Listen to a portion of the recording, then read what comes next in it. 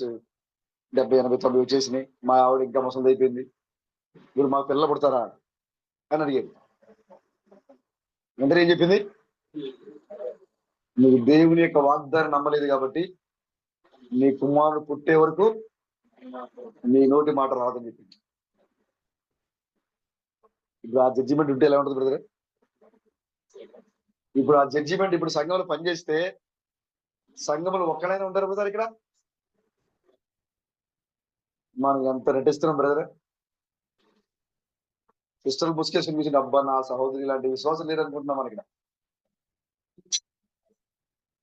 Brother లేచి చెప్పడం కోసం అబ్బా నా సహోదరులు లాంటి సహోదరులు ఇక్కడ లేరనుకుంటున్నాం మనం. ఒకవేళ జక్కేలాగే స్పాట్ జడ్జిమెంట్ వస్తే సంఘం గాలి. అందుకోసం దేవుడు ఏం చేశాడు తెలుసా? తీసేసాడు. ఇంతకు ముందు పంటకి బంధం కంటికి బంధం ఉంది,